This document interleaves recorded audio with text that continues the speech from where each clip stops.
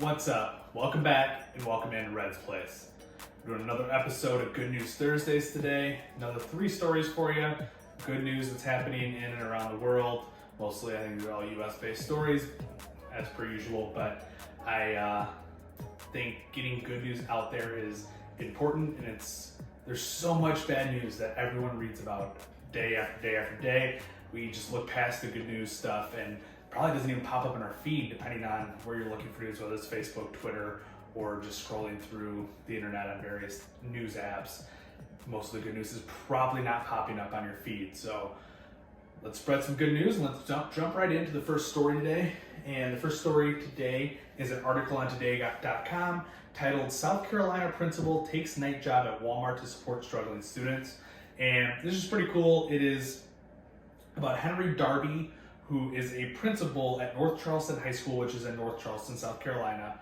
And I think it's something like 90% of his students live below the poverty line. And he said when he goes around to the community, people are sleeping in cars, they have mattresses on the floor in their homes, and they don't have good quality of life. And he decided to take up a job stocking shelves at night at Walmart, and all the money, 100% of the money, goes right back to the students. It doesn't really clarify how he gives it back to the students, but he gives it back to the students. And Walmart's actually the one who contacted today to run the story on him, because he just doesn't look for accolades. He didn't even tell Walmart when he started there that he was also a principal. He just pretended like he was somebody else. He just wasn't looking for the attention. He wants to do good and just wants to help people. And one student said he's ready to help anybody. He's there when you least expect it, but when you need him the most, he's there. And I just think it's just a cool little story.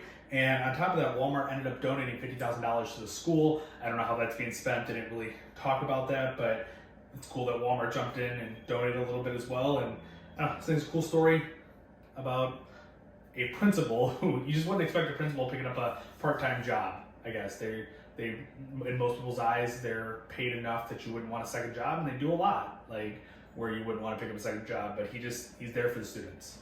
So I think it's a pretty cool story. And our second article for the day is also an article on today.com, and it is Smoke and Hope. Jonathan Jones taught himself to barbecue, is now feeding his community. So Jonathan Jones he lives in Glendale, Arizona, but he's helping feed the community in Phoenix, Arizona. He learned how to barbecue just growing up, and it's something he was passionate about. And in 2018, he realized after a cookout, he had a bunch of leftover food, and he thought he should give it to the homeless and people. The way they describe it is people with food insecurity, which I've never heard that term before, but he's helping combat food insecurity is the way they're describing it in this article. And so he took that extra food and just gave it to the homeless and people with food insecurity. And from there, he decided to turn his barbecue business into a nonprofit, or at least start a nonprofit, not necessarily his barbecue business, but start a nonprofit. And on a quarterly basis, through donations on GoFundMe and local area businesses, they now feed 1,000 people once a quarter, which isn't an insane amount. I mean, you're talking 4 times a year. People eat 365 days a year, so we're not talking anything crazy and significant, but it's still something. I mean, if you can get different people to pick up a day here and a day there, I mean, if you get 100 businesses to pick up 4 different days a year, you just picked up 400 meals out of the roughly 1,000 meals that people need to eat, and not need to eat, but people should be eating on an annual basis. So I think it's pretty cool. 1,000 people is quite a bit that they address a large amount of people each quarter. And the way he viewed it is, even if it was just me doing it, it would be a way to spread some positivity. There was a lot of chaos going on, and I can't remember what it was specifically, but there's just another thing in the media, and it was another negative big story, and I decided to cook for people. In his first, what he calls cooks, which is basically just cookouts for whoever wants to show up, he gave his barbecue food out in the community. Jones hoped to find 30 or 40 people to feed, and instead he found nearly 100. So just another guy giving back to his community in what I would say is a relatively small way, but it's still significant. I mean, you're feeding 1,000 people 4 times a year. That's 1,000 people, a lot of people. And from what it looks like, it's pretty damn good food too. So I think it's pretty cool. And he said, I want to be able to make a bigger impact because it's bigger than just barbecue. It's about change and giving someone hope, even if it's just for a moment.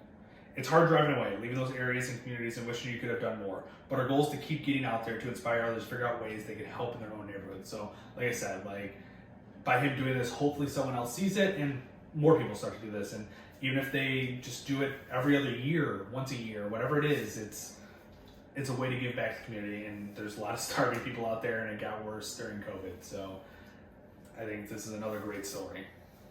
All right, and for our third and final story of the day, it is an article on MSN.com from the Kansas City Star. The title is Kansas Mom Gets Incredible Response for Foam Coolers to Shelter Animals in the Winter. And this is kind of cool. She started in December. She's in Roland Park, Kansas, and her and her son volunteer at different animal shelters and things like that.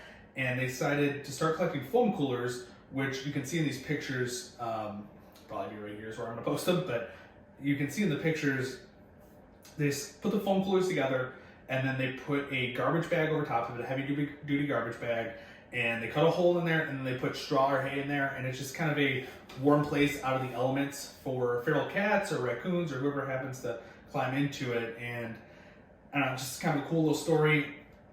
And so I feel so sorry for the animals out there. It's been so cold, which, I mean, I'm in Illinois, so I can relate to being pretty damn cold. And there's so many animals out there that don't have a place to go.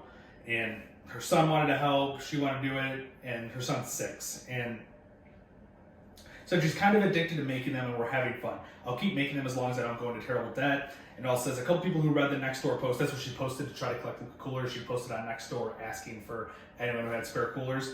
And she said, a couple of people who they've donated cash, and one person donated $40, another $50.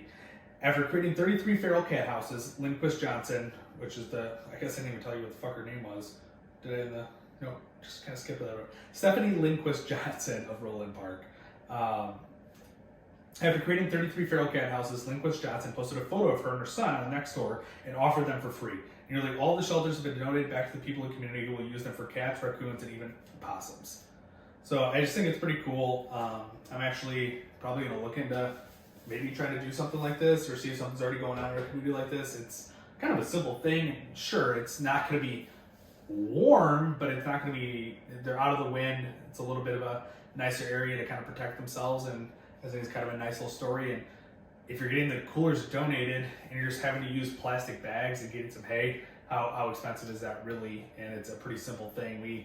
I know all summer we had a stray cat roaming around here, or maybe it wasn't stray, maybe it belonged to someone, it was an outdoor cat, but there's a lot of animals just roaming around that probably need some homes, and it's pretty fucking cold outside. So it's something I'll probably look into doing.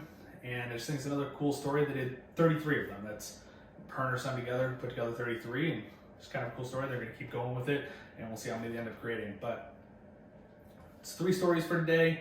If you have some good news stories that you see that you want me to talk about, send them my way. Be happy to take a look at them and probably talk about them. And I just think it's good to spread some good news out there. And I think I skipped a week doing this, but this will be the 4th one that we've done. I'm trying to do them every single week, but shit happens. And I'm still trying to figure out exactly all the content I'm going to post on here, but this is something that I think we're going to stick with doing. I think it's something good to do, and good news never gets old. So until next time, guys, like, comment, share. Let me know what you think.